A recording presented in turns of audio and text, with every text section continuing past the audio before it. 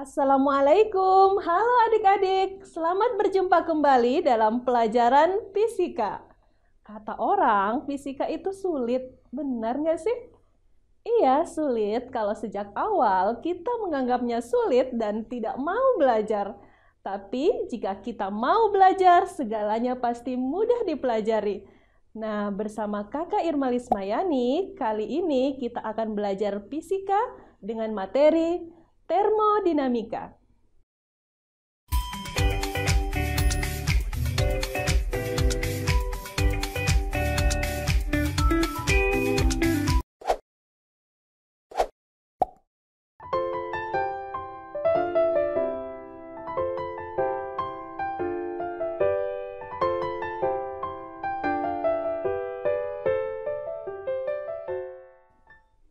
Adik-adik, pada kesempatan kali ini kita akan khusus membahas pengertian termodinamika dan hukum 1 termodinamika.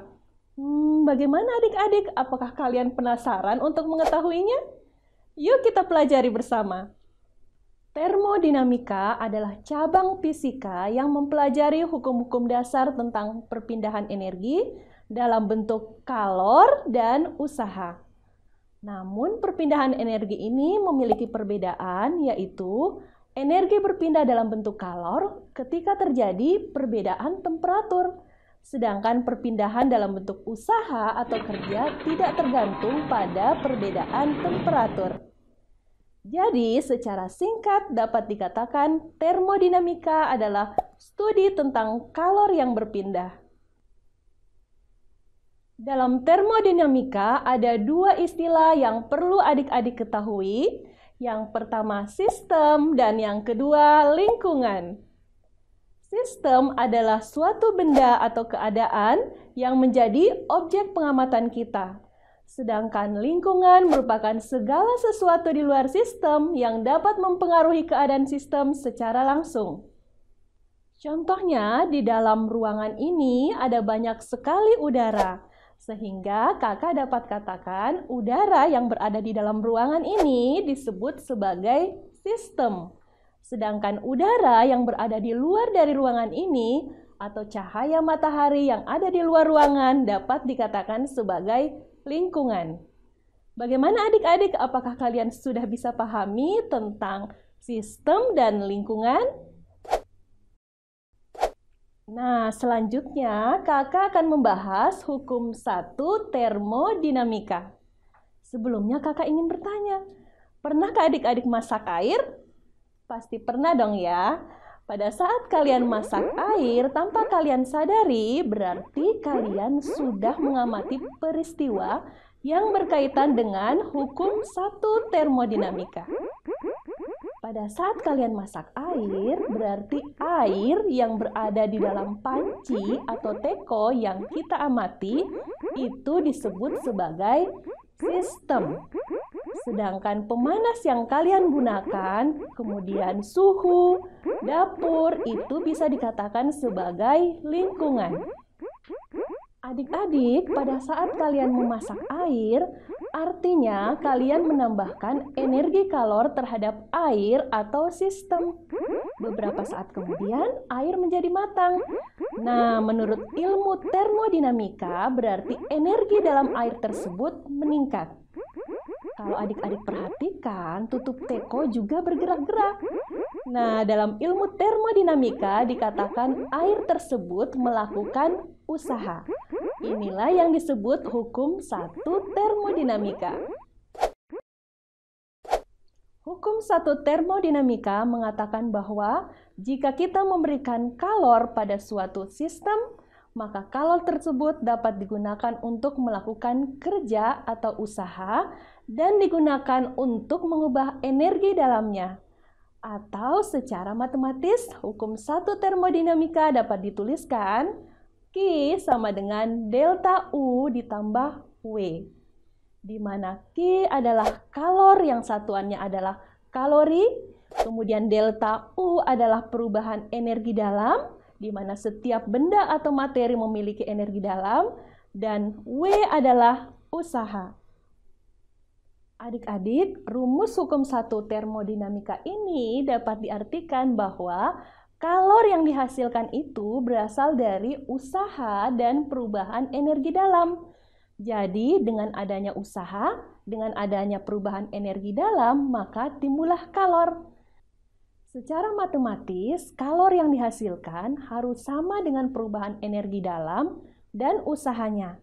Jadi, misalnya, Q nilainya 200 Joule, maka delta U tambah W jumlahnya juga harus sama, 200 Joule. Hal ini didasari oleh hukum kekekalan energi. Tentunya adik-adik masih ingat kan hukum kekekalan energi? Adik-adik, ada beberapa hal yang harus kalian perhatikan dalam penggunaan persamaan ini, yaitu penggunaan tanda plus dan tanda negatif. Nah, Q bertanda plus atau positif ketika kalor kalian berikan ke sistem atau sistem menerima kalor. Dan Q bernilai negatif ketika sistem yang melepaskan kalor. Kemudian W bertanda positif ketika sistem melakukan usaha. Dan W bernilai negatif ketika sistem dikenakan usaha atau sistem menerima usaha. Dan yang terakhir, delta U atau energi dalam bertanda positif, artinya energi dalam sistem tersebut bertambah. Dan delta U bernilai negatif, artinya energi dalam sistem berkurang. Bagaimana adik-adik? Mudah dipahami kan? Agar kalian lebih paham, coba kita lihat soal berikut ini. Jika kalor sebanyak 300 kalori dikeluarkan dari suatu sistem, sambil pada sistem tersebut dilakukan usaha sebesar 600 Joule, keadaan energi dalam sistem gas adalah option yang A, naik 600 Joule, B, turun 600 Joule, C, naik 660 Joule, D, turun 660 Joule, kemudian E, naik 900 Joule. Mau tahu penyelesaian soalnya adik-adik? Yuk ikuti penjelasan berikut ini. Adik-adik, untuk menyelesaikan soal ini, maka kalian perlu menuliskan terlebih dahulu data-data yang diketahui dari soal, yaitu Q atau kalor sebesar 300 kalori. Bernilai negatif karena kalor dikeluarkan dari sistem. Kemudian satuan kalori ini perlu terlebih dahulu kalian ubah ke Joule. Karena option jawabannya semuanya menggunakan satuan Joule. Dari soal kita memperoleh data bahwa 1 kalori sama dengan 4,2 Joule. Sehingga kalor sebesar 300 kalori ini setara dengan 300 kali 4,2 menghasilkan 1260 Joule bertanda negatif. Kemudian dari soal juga diketahui usaha atau W 600 Joule bertanda negatif karena usaha dilakukan pada sistem atau sistem menerima usaha. Selanjutnya, kita akan menghitung berapa perubahan energi dalamnya atau delta U. Nah, untuk menghitungnya, kita menggunakan rumus hukum 1 termodinamika, yaitu Q sama dengan delta U ditambah W. Dari perhitungan tadi, kita peroleh nilai Q, yaitu min 1260. Sehingga Q sama dengan delta U tambah W itu adalah min 1260 sama dengan delta U dikurang 600. Delta U sama dengan min 1260 ditambah 600. Sehingga diperoleh perubahan energi dalamnya atau delta U sama dengan min 660 Joule. Adik-adik, hukum 1 termodinamika juga diterapkan dalam tubuh manusia. Manusia membutuhkan energi untuk melakukan berbagai aktivitas maupun untuk pertumbuhan. Peristiwa perubahan energi dalam tubuh dinamakan metabolisme. Ketika melakukan kerja, terjadi penurunan energi dalam tubuh. Oleh karena itu, diperlukan tambahan energi untuk mengimbanginya. Umumnya, temperatur tubuh lebih besar dari lingkungan, sehingga kalor mengalir keluar dari tubuh.